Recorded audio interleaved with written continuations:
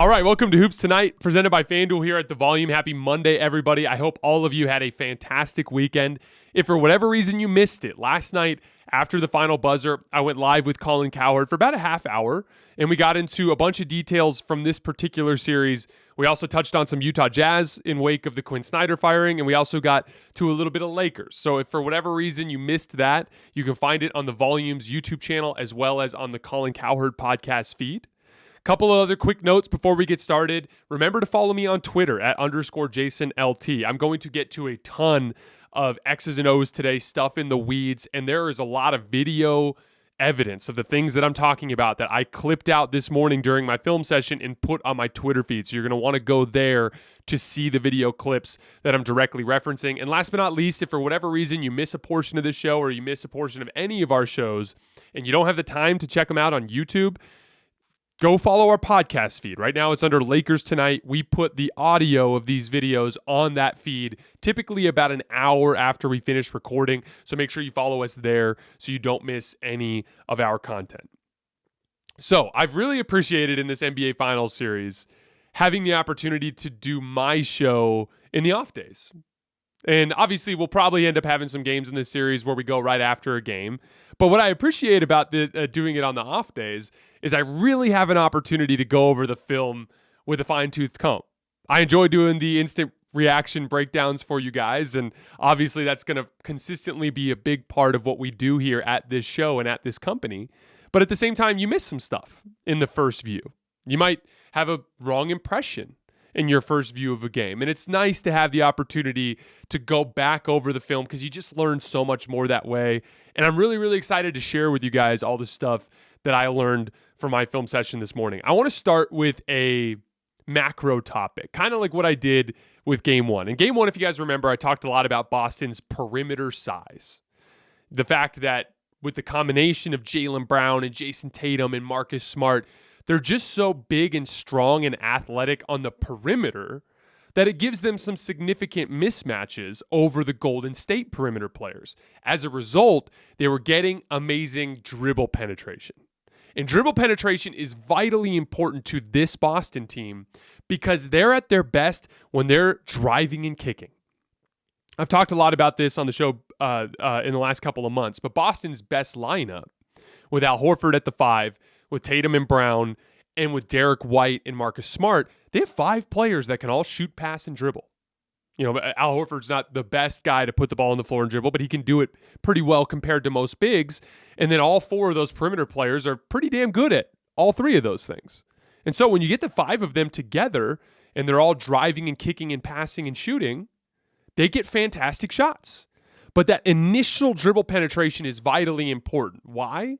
Because guys like Marcus Smart and Al Horford and Derek White are not great at getting dribble penetration against a set defense. But if you can get them attacking closeouts, they're really good at extending that advantage. But there's a lot of responsibility on Jayson Tatum and Jaylen Brown to create that initial bit of dribble penetration to get the defense to collapse so that everything else can work for Boston. In Game 2, Golden State completely rectified that dribble penetration issue. And they did it with 2 things. And both of them I thought were really smart, and both of them came down to Steve Kerr and a couple of really, really smart adjustments. The first one was one that was kind of I kind of expected to see at some point in the series. If you guys remember, I talked about how I really liked Wiggins on Tatum. And Wiggins through 2 games has done an excellent job guarding Tatum. Big shock. He did an excellent job guarding Luka, so you could expect that. But what I was worried about was the other matchup, Jaylen Brown. Because you want to keep Draymond Green in help, right? Like they did in Game 1. Draymond Green basically ignored Al Horford and was roaming around on the inside helping on everything else. They did a good job there, but as a result, Al Horford got all those open threes, and that was going to be an issue, right? So I was concerned about whether or not Golden State would be willing to risk switching Draymond Green out to Jaylen Brown, because if you switch him out to Jaylen Brown, it's harder for him to help because he's going to be guarding at the point of attack so much more. But help is a lot less necessary if there isn't as much dribble penetration. And so the move from Kerr and Draymond to switch Draymond off of Horford and put him onto Jaylen Brown completely changed the dynamic of this series. Because Wiggins is already doing a good job with Tatum. But Jaylen Brown getting his dribble penetration taken away by Draymond completely changed that drive and kick dynamic that Boston kept trying to get into. I tweeted out today, and you can find it on my Twitter feed, 2 screenshots from the shot charts on the ESPN app. And if you look at the one on the left, it's Jaylen Brown's shot chart in game 1. If you look on the one on the right, it's Jaylen Brown's shot chart in game 2. The only difference there being Draymond Green is the primary defender in game 2. And obviously the visual representation is incredibly jarring, how frequently Jaylen Brown was getting into the paint. So go look at that if you want to see the visual representation. But here's some numbers. In game 1, Jaylen Brown attempted 11 total shots in the paint and 3 in the restricted area. That's pretty damn good against a great Golden State defense that helps a ton in the paint. In game 2, only 4 attempts in the painted area and 0 in the restricted area. That's how much that changed the dynamic of Boston's offense. Or without Jaylen Brown able to get that initial dribble penetration, and with the job that Wiggins was doing on Tatum, it changed that dynamic a lot. But it wasn't just Draymond. It was a lot of guys. Steph has always been underrated as a defensive player, but he did a really nice job with his contain on Derek White. Andrew Wiggins, like I just said, did a great job on Tatum. And there were a lot of possessions where Gary Payton Jr. was on Al Horford. And because Gary Payton Jr. plays so much bigger than he is, and because Al Horford's hasn't demonstrated to be much of a post-up threat in this series, which we'll get to in a minute, they were able to switch Gary Payton onto a lot of those ball screens and contain things there. And most importantly, and this was the second adjustment from Kerr, at halftime, for the first half, and I said this on last night's show with Colin, for the first 3 halves of the series, Boston was the more physical team. And they weren't dominant, but I thought Boston demonstrated to be slightly better than Golden State in terms of their two-way ability through the first 3 halves of this series. But it was because Golden State wasn't matching the physicality of Boston. In that third quarter last night, and I would imagine this was an adjustment from Kerr, Golden State came out and made it a bloodbath physically. And that in combination with what Draymond Green was doing to Jaylen Brown completely shut down Boston's offense. How did it manifest? Well, in game 1, the Celtics had 33 assists. Game 2, 24. In game 1, the Celtics only had 13 turnovers. In game 2, 19. Those 19 turnovers led to 33 points for Golden State getting out in transition, which we'll get to here in a minute. The Celtics generated 23 wide open threes in game 1. In game 2, only 13. So as you can see, containing that dribble penetration from Jaylen Brown and Jayson Tatum and from Derek White and Marcus Smart, again, this is a team effort from Golden State, prevented Golden State from having to get into rotation as often, which took away from Boston's ability to drive and kick to open shooters, and it completely stunted Boston's offense. So huge credit to Steve Kerr, huge credit to Draymond Green. What a weapon to have in your arsenal. A big man that you can switch out onto a wing, one of the better slashing wings that we have in the league, and completely shut him down. And a huge part of that was just understanding the physicality. This is the NBA Finals. You're allowed to get away with so much. I was joking with Colin last night. There was a play with Draymond guarding Jaylen Brown right in the middle of the floor. Jaylen Brown ended up taking a turnaround jump shot over his left shoulder, and he bricked it. And they go back to the replay. Jeff Van Gundy's like complimenting Draymond on his defense, and I'm watching the video, and I'm like, man, Draymond fouled him like 6 times on that play. But I don't have any problem with it because everyone's fouling. Boston's fouling too. This is a series where everyone is fouling. And I think Steve Kerr understood, especially as the team at a disadvantage, subconsciously with referees, they will always let the team with the disadvantage get away with more. It's a subconscious thing. I don't believe in rigged playoff series or anything like that. I'm not a conspiracy theorist, but I do think human nature comes into play in situations like this. Referees, they can't help themselves. They're going to favor the underdog. Not that Golden State's the underdog, but they were down 1-0 in the series. It's a natural way things go. And capitalizing on that leeway to be the more physical team was just a really, really smart play from Golden State. And it would be really, really smart for Boston to try to do the same thing in Game 3. I want to talk about Boston's offense for a minute. So in the first quarter, Jayson Tatum and Jaylen Brown had 26 points on 8 of 15 from the field, 6 of 8 from 3. And the rest of the game, they only had 19 points on 5 for 21 from the field and 3 for 10 from 3. This is the huge difference between process and results. You know, that whole Joel Embiid thing, trust the process. The whole idea there is like, hey, we're not getting results on the court, we're tanking, but there's something we're building here. We're accumulating talent to make a run, right? That's the idea. Your process is always more important than the results, because results can carry you in the short term, right? Wild results that go one way or the other. But if you're playing 7 games against a team, if you're playing almost 350 minutes of basketball, it's going to be the team with the better process that has the advantage, because the small sample size variation isn't in your favor anymore. You have to have many hot streaks, not just one hot streak. And when I was watching the tape, again, 26 points, 8 of 15 shooting, 6 of 8 from 3 for Tatum and Brown in the first quarter. They weren't great shots. Jaylen Brown's first 2 shots that he made were a random contested pull-up 3 over the top of Draymond Green on the left wing, and then a transition pull-up 3, like from 26 feet on the left wing, both early in the shot clock. No attempt to create any advantage, just dribble up and shoot. And they went in. That's awesome. And Jayson Tatum and Jaylen Brown are really talented players, and they're going to have moments where they make plays like that. But it's not good process. I tweeted out a video, you can find it on my Twitter feed, where I clipped out like 9 or 10 possessions from that first quarter that demonstrate exactly what I'm talking about. This has been the story of Boston throughout this entire season, and especially in this playoff run. They go through stretches where their offensive decision-making makes absolutely no sense. I can't tell you how many times in that video you'll see Jayson Tatum or Jaylen Brown just dribble up the floor and shoot. Or drive into the lane and see Golden State collapsed at the basket with easy kick-out opportunities to wide-open shooters and just force things around the basket. Boston was 12 for 30 from inside the paint last night. That's hard to do. That means you're jacking up shots over heavy contests in the paint, when the whole point of your offense is driving kick to get open shots.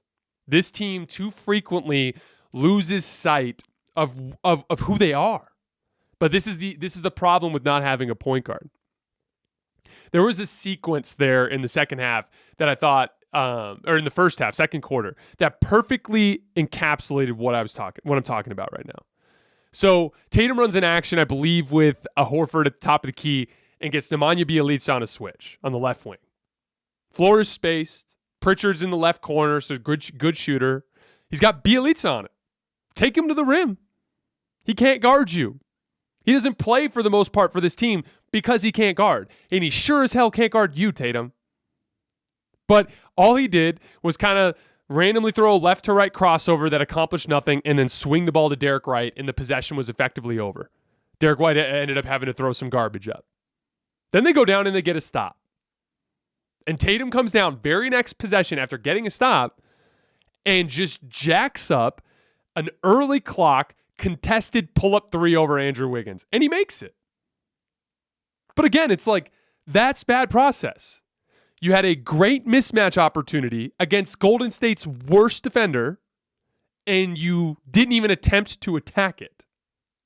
Then on the next possession, you dribbled up the floor and shot a pull-up contested 3 over their best perimeter defender. Like, what is the process there? I don't understand. Now, in results, that's 3 points in 2 possessions. That's 150 offensive rating. That's great. In a small sample size, it worked out for you. But that's bad process. The team offense for Boston for the entirety of the game was horrible. I talked about this last night with Colin, but I thought Tatum's game in game 1 was better, even though he didn't shoot nearly as well, because he was getting consistent dribble penetration, and as a result, he had 13 assists. Okay, great. You turned it on as a scorer a little bit in this game. You hunted your pull-up jump shot a lot. You made 6 out of 9 threes. You made some tough fadeaway jumpers. That's great. They all were pretty. Boston, your team offense combusted So it's not about Tatum scoring. It's about your team offense. And within this team offense, it's vitally important for Jayson Tatum to create dribble penetration. Especially with this adjustment, putting Draymond Green onto Jaylen Brown, I don't know that you can count on Jaylen Brown anymore to create that initial advantage. They're letting Draymond play defense with his hands. He's very, very good as a physical defender when he's allowed to be physical. Jaylen Brown's not going to get dribble penetration. You might need to have him be your second side creator. You might need to have Jaylen Brown attacking closeouts. You need to get Draymond Green in to help. And the only way to do that is for Tatum now to be that initial creator. And they might have to mix it up even further. Might have to be a little bit more Derek White. Like, look at Derek White and be like, hey, man, I need you just to put your head down and try to beat Steph off the dribble. Try to get that initial penetration. Try to engage Draymond Green and help. The other thing, too, is they've got to figure out. So what's the natural progression here? If Draymond is guarding Jaylen Brown, what's the other matchup that creates? So if Draymond, a big man for Golden State, has to go out to the perimeter to shut down a perimeter player for Boston, now Klay Thompson, who was guarding Jaylen Brown, has to guard Al Horford. And I thought it was kind of smart because they just had Klay Thompson hug up on Al Horford. Didn't help. As a result, Al Horford had 0 3-point attempts because he just wasn't open, because they were basically playing 4-on-4 with Klay Thompson for the most part out of the play, just hugged up to Al Horford.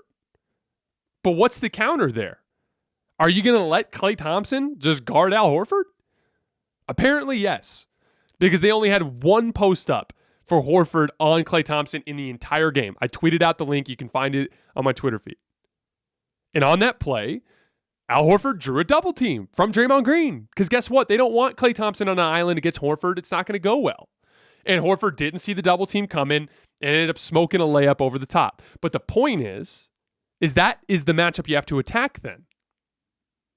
If Golden State is going to concede a physical advantage to take away one of your physical advantages, you have to attack them on the other front. So in Game 3, I hope to see a lot, for Boston's sake, I hope to see a lot more Al Horford posting up on Klay Thompson, forcing those double teams, which is another great way to get in your drive and kick. Al Horford post up, here comes the second defender, kick out to Jaylen Brown or whoever it is, Horford relocates to the corner, you're back in your 5 out, now we're driving and kicking again. It's an easy way to counter that.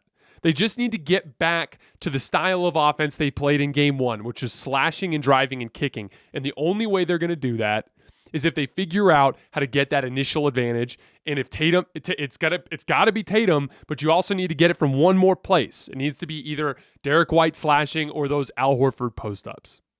All right, let's move on to Golden State on offense. So I thought the most obvious adjustment from Golden State in Game 2 was to avoid the half court at all costs. I talked about before the series, I think Golden State has more offensive talent overall than Boston. I think that goes without saying. Steph is by far the best offensive player in the series. And then you've got Jordan Poole, you got Klay Thompson, they got Andrew Wiggins. They've got a ton of offensive talent on this roster. They got lots of shooting, right? But in the half court, when Boston, who's the bigger team, especially on the perimeter, is allowed to be physical, they can make up that offensive gap. And that's manifested throughout this series. In the half court so far through 2 games, Boston has a 97.4 offensive rating. Golden State has a 98.6 offensive rating. That's basically a wash. We're talking about 1 point there, right? So if the game plays out in the half court, it could go either way. But in transition, I've been on this entire playoff run. Boston is a terrible transition defense team. Their guys constantly fall down when they drive to the basket searching for calls. In general, against Golden State's physicality last night, anytime they were getting hacked, they were more concerned with just raking their arms out, trying to draw fouls than being physically strong with the basketball. They were turning the basketball over, complaining to the refs, and jogging back on defense. They did that against Miami, they did it against Brooklyn, and they did it against Milwaukee. They were going to do it against Golden State, and they did.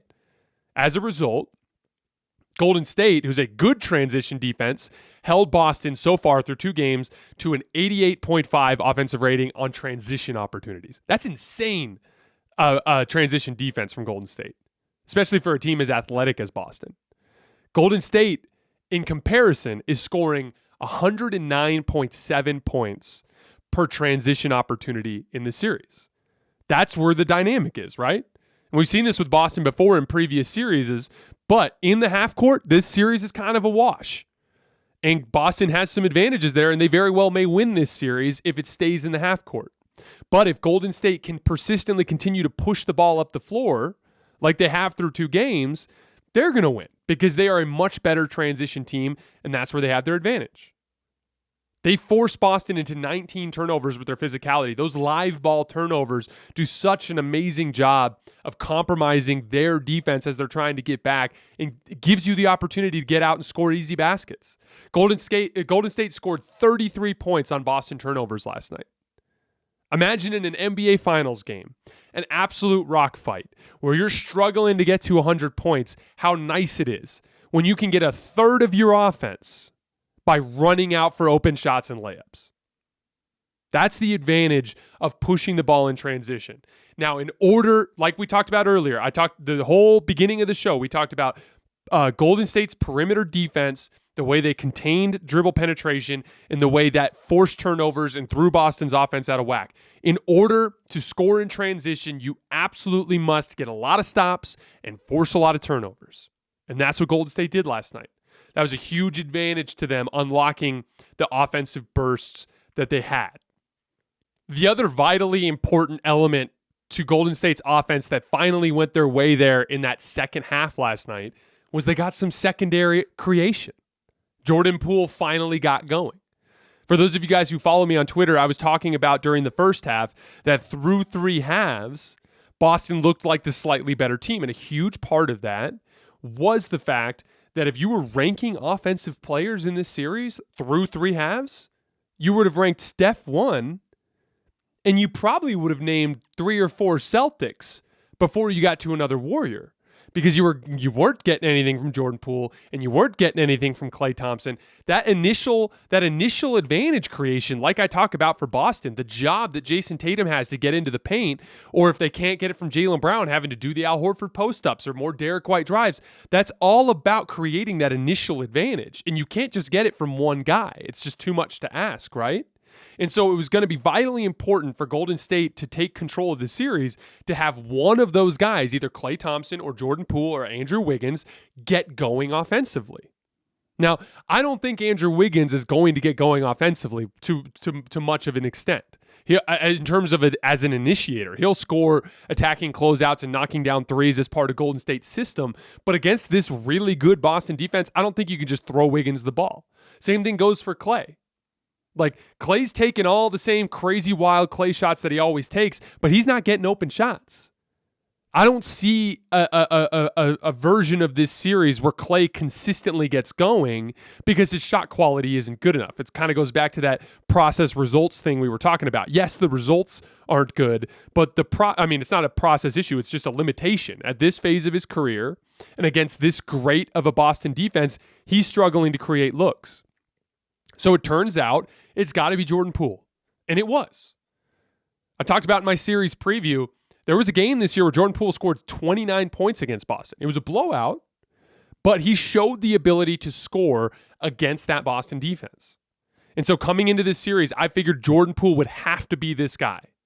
And I know there's defensive limitations there, and they're going to have to figure out ways to do that. Like, I think the easy way is play him alongside Draymond Green and Kevon Looney. That's where they have enough interior size and physicality to compensate for a lack of perimeter size and physicality. So maybe that's what they have to do, but the more Jordan Poole, the better, because getting Jordan Poole going is what allows them to have that second initial creation so that they can keep their Golden State basketball working, which is always very similar to Boston. It starts with Steph or Jordan Poole dragging multiple defenders, and then the rest of the guys playing Warriors basketball in the back end. So it was good to see Poole get going last night. He's going to have to be consistently good in this series for Golden State to win, which I think absolutely is possible. Like I said, the Klay thing, the Wiggins thing, I don't know what you're going to get from them. But Poole is absolutely up to the challenge, and they need him to be great in order to win. One last note on Golden State on offense. Steph Curry, who has been wrongfully maligned as a bad playoff player by nefarious characters in the basketball community, is on his way to an absolutely amazing NBA Finals. Right now, through 2 games, he's averaging 32, 6, and 5 on 62% true shooting. And he's plus 15 overall. He's been the best player in the series by a mile. And it's only been 2 games, and there's a lot of basketball left to be played. But Steph has been better against this Boston defense than either of Jimmy Butler or Giannis or KD. And again, obviously they're different teams. The dynamics are different. They were able to load up on Giannis in a way that they can't with Steph. But my point is Steph is playing fantastic basketball. And the scoring efficiently is wild. Some of it's scheming. Boston continues to drop. The 2 massive threes that Steph hit in the third quarter that kind of iced the game, one in the middle of the floor and one on the right wing that was deep, both were against drop coverage. So some of it is him capitalizing on Boston's coverage, but that's to his credit. And he's been an absolute monster in this series. If they win, he's absolutely going to be Finals MVP, and he's absolutely going to deserve it. And I hope eventually everyone erases whatever it is their weirdo misconceptions about who Steph is as a playoff performer, because the dude just continues to be incredibly dominant at this level. Always has been incredibly dominant at this level, and I just don't understand why he doesn't get that credit. So in summation, before we get out of here today, a couple of a quick rundown of adjustments. So for Boston, they have to clean up their offensive process. That was their biggest mistake in game 2. They have to continue to generate rim pressure or draw double teams from Al Horford post-ups. Whatever it is they have to do, they got to get that first compromising of the defense that gets them to collapse so that they can get their driving kick game going. Secondly, get back in transition. Stop flopping. Stop complaining at the officials. Stop jogging. Get back. You're too athletic of a team to be this bad in transition defense. That's something they have to rectify, and Golden State's going to actively hunt those opportunities. Take care of the basketball. Live ball turnovers are another easy way to get Golden State going in transition. That's just decision making. I thought a huge part of that was the physicality. When Golden State came with the physicality, Boston wilted. They didn't fight through it. They didn't take care of the basketball. They turned it over way too much, and it killed them. Post up Al Horford more. If they're going to put Draymond Green on Jaylen Brown and put Klay Thompson on Al Horford, you have to punish them for doing that. And if you do so, they will force Draymond back into that matchup with Horford, which will allow Jaylen Brown to have a better matchup. That is the easy counter there. They have to take advantage of that. Also, put Brown on the second side. Don't let him try to drive by Draymond. He's not going to be able to. Draymond's too good of a defensive player, and this series is too physical. But if you put Tatum or whoever, or Horford or whatever it is you're going to do to create that initial advantage, have that on the first side, get Draymond to come over to help. Now you're kicking to Jaylen Brown. He has an opportunity to attack a closeout. That's when his athleticism is going to be most useful with the way the matchups are playing out at this point. At least until you can get Draymond off of Jaylen Brown. For Golden State, so far, Kevon Looney and Draymond Green in 29 minutes this series are plus 19. And they're negative outside of those minutes. So that's clearly been your best opportunity. We talked a lot about Boston's perimeter size. The best way for Golden State to fight Boston's perimeter size is to play big. Obviously, it hurts them on the offensive end, but they're so much better defensively there that it's actually working out as a net positive for them. Again, plus 19 in 29 minutes. I think it's like a plus 30 net rating per 100 possessions, which is amazing. That's also a great group that you can pair with Jordan Poole, who you desperately need for offense, and allow yourself to make up for some of his defensive shortcomings. The other thing, too, if they start posting Horford on Klay, just put Klay onto Rob Williams. Rob Williams is not a post player. You can have the same impact there. Let Looney bang with Horford and take away those post-ups. Now they're really in a bind. Because now you're asking Rob Williams basically to punish Klay as an offensive rebounder, which he hasn't done much of to this point. And then last but not least, continue to bring the physicality. If you allow Boston to be the more physical team, you will lose the series because they are the bigger, stronger team. But if, like in the second half of Game 2, if you win the physicality battle, you're also the more skilled team. And if the more skilled team also wins the physicality battle, they will dominate the series. So keep bringing that physicality, and you'll continue to have that advantage. All right, that is all I have for today. Not sure what the plan is for Game 3 yet, but I'll let you guys know as soon as I know. No matter what, we will have something right after the final buzzer of Game 3 on Wednesday night. As always, I sincerely appreciate you guys supporting me, supporting the network, and supporting the show, and I will see you guys in a couple of days.